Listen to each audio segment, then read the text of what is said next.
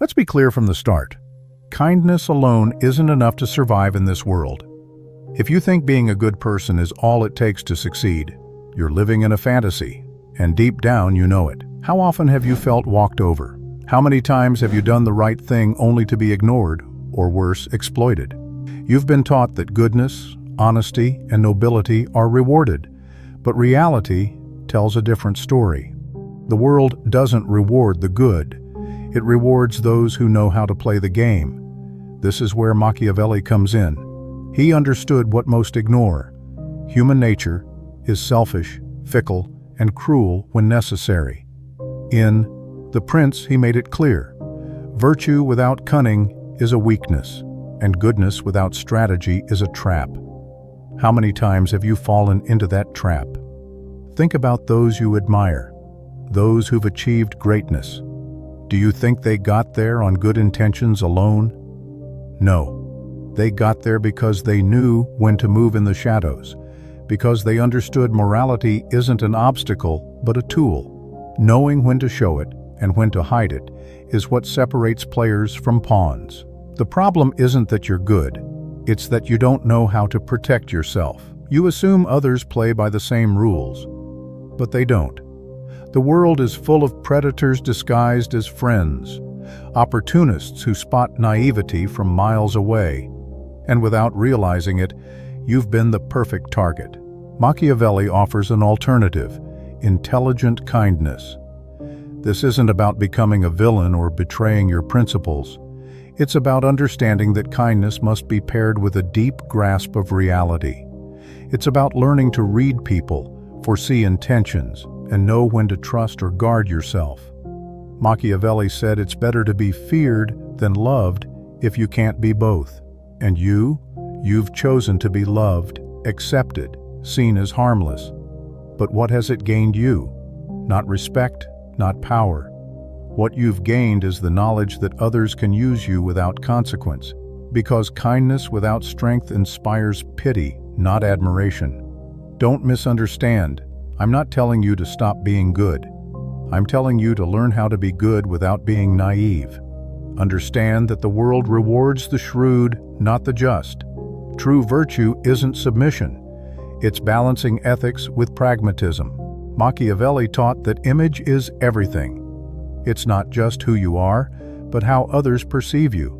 If you appear weak, you'll be treated as weak. If you appear strong, you'll be respected. How often have you allowed disrespect out of fear of losing approval? How often have you stayed silent to avoid conflict, only to lose more than you gained? This isn't about cruelty, it's about strategy. The key is knowing when to act, speak, retreat, or strike. Kindness is an advantage when used wisely, but unchecked, it becomes your downfall. Many good people mistake the world's values. It doesn't care for purity of heart. It cares for power, security, and the ability to make tough decisions. Kindness is only respected when paired with authority. Without power, your kindness is irrelevant. Machiavelli would tell you not to be a lamb among wolves, not to let morality enslave you. True virtue is intelligence, not submission. It's not about passively adapting, but shaping the world to your advantage. How much longer will you let the world walk over you? How much longer will you be a victim of your own naivety? I'm not telling you to stop being good. I'm telling you to start being good in a way that serves you. Learn to move in the shadows when needed, to smile when it suits you and bare your teeth when necessary. The world isn't fair, but you can learn its rules and remain true to yourself. Machiavelli didn't write The Prince to teach evil. He wrote it to teach survival. So will you keep believing kindness is enough? Or will you start applying true intelligence? Here's a concept few grasp: the perception of power. It's not enough to be strong. You must appear strong. It's not enough to be intelligent. You must project it. In this world, perception matters more than reality. Think about it.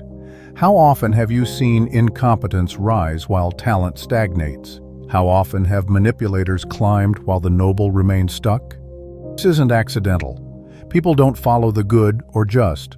They follow those who seem in control, who manage their image, who project authority. Many fail because they believe truth and competence speak for themselves.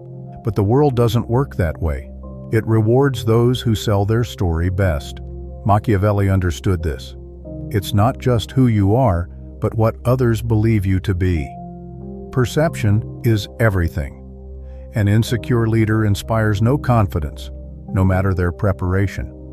A worker who can't make themselves seen will never advance, no matter their skill. A person who doesn't project value will never be desired, no matter their worth. The key isn't just in being, it's in mastering your narrative, controlling your image, creating the right impression. It's not about deception, it's about directing attention to what you want seen. In any interaction, people perceive through filters of assumption and emotion. Are you letting those filters work against you, or are you using them to your advantage? If you're good but seem weak, you'll be treated as weak. If you're just but seem soft, you'll be trampled. If you're talented but seem insecure, you'll be ignored. It's that simple. The art of perception separates those who control their destiny from those controlled by others. Now, let's delve deeper. The control of information. Why do the powerful always seem to know something others don't? Because they know when to speak and when to stay silent. Naivety believes absolute honesty is virtuous, but information is power, and giving it away has consequences. Machiavelli said a prince must hide their true intentions, not to lie, but to protect themselves in a world where everyone seeks advantage. Learn to control what you share, to maintain mystery, to keep others guessing. Predictability is vulnerability. The greatest players in history understood this. Strategic silence is as powerful as speech. Think of someone you admire. Are they an open book, or do they always hold something back? Many confuse transparency with weakness, but it's not about lying. It's about controlling information to your advantage. How often have you spoken too much and paid the price? How often have you trusted the wrong person, revealed too much, and suffered for it? Power isn't in speaking more, it's in knowing when to speak and when to stay silent. Here's the lesson. The one who speaks least commands the most respect. Silence creates uncertainty. Uncertainty creates curiosity, and curiosity gives power. If you always say what you think, people lose interest. If you always explain yourself, people assume you need to justify yourself. But when you speak sparingly, when you choose your words carefully, people pay attention. Now, consider unpredictability. Predictable people are easy to manipulate. If you always act the same, others will anticipate you, use you. But when you're unpredictable, when others can't guess your next move, you become dangerous. And danger commands respect. Machiavelli understood this. A leader who's an open book is weak, but one who maintains mystery, who adapts, who can't be labeled, stays in power. So, do you want to remain an open book, easily read and manipulated? Or do you want to become a strategist, controlling your image, information, and unpredictability? Kindness without strategy is an invitation to be devoured. The world won't change its rules for you, so learn to play by the rules that exist, not the ones you've been taught. If you do this well, you'll stop being a victim and start dominating the system. But here's the key: the art of strategic distance. Many think power comes from constant presence, but the truth is, scarcity creates value. The one who's always available loses their worth. Machiavelli said a prince should avoid being too accessible, not to disdain others, but because familiarity destroys respect. This applies everywhere: relationships, work, life. When you give too much, you become disposable. When you're always there, you're a resource, not a person of value. Think about it. How often have you given everything only to be unappreciated? How often have you been there for everyone, only to be ignored when you need help? It's human nature. What's abundant is despised. What's scarce is valued. Learn to regulate your presence, to dose your attention. Make your absence noticed, your presence meaningful. Those who fear disappearing fear being forgotten. But the truth is, if your only way to be remembered is by always being there, you were never truly valuable. The real players in history aren't everywhere. They show up when it matters, and when they do, everyone pays attention. This brings us to emotional control as a tool of power. Most fail here, believing power comes from aggression or loudness. But true mastery lies in controlling your emotions. The one who loses control, who reacts impulsively, becomes predictable and weak. Think about the last time someone made you lose your cool. Who had the power in that moment? Not you. The one who controls your emotions controls your actions. The key is not to be emotionless, but to not be a slave to your feelings. Machiavelli said a prudent man acts with coldness and calculation.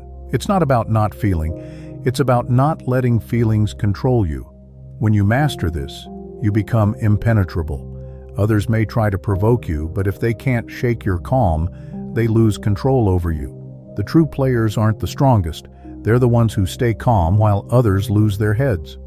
Finally, the power of strategic patience.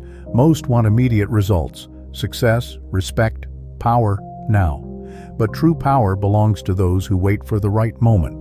The world is full of impulsive people, but the great players know how to observe, calculate, and strike when the time is perfect. Think of a hunter. They don't shoot at the first movement. They wait for the right moment. Machiavelli said, "Fortune favors the adaptable." It's not about rushing, it's about knowing when to move. Mediocrity acts on impulse. Strategy waits for opportunity. So, are you the one who rushes in or the one who waits to strike with precision? Power doesn't belong to the fastest.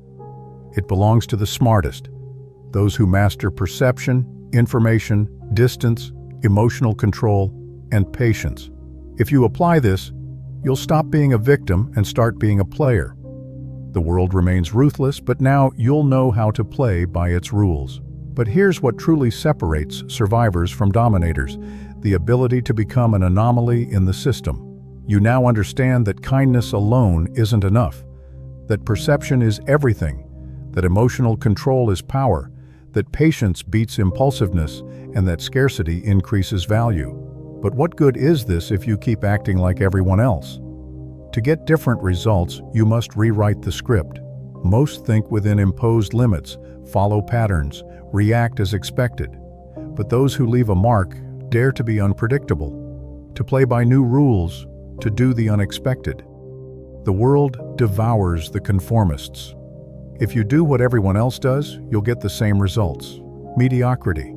The only way to win is to step out of the mold.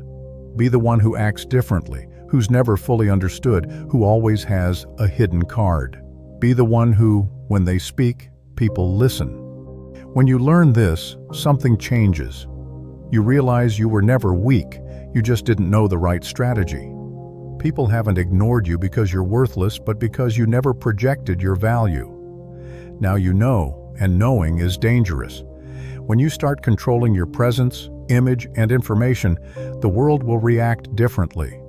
Those who ignored you will pay attention. Those who underestimated you will wonder what changed. Those who manipulated you will fear you.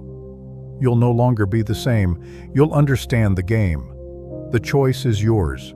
Will you apply this or return to ignorance? What separates those who thrive from those who fall behind isn't knowledge, it's action. You can keep this as an interesting idea, or you can start implementing it. But if you go back to how you were, you'll do so knowing you chose to remain invisible. Or you can start changing now. Small steps, small trials.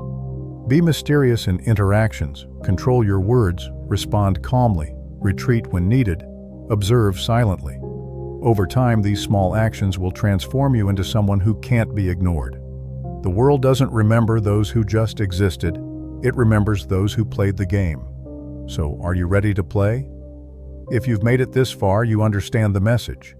Leave the phrase, "power is in the silence," as a sign you've grasped what it means to move with strategy. If this made you question, if it shifted your perspective, take the next step. Remember, don't be another player in the system. Be the one who writes the rules.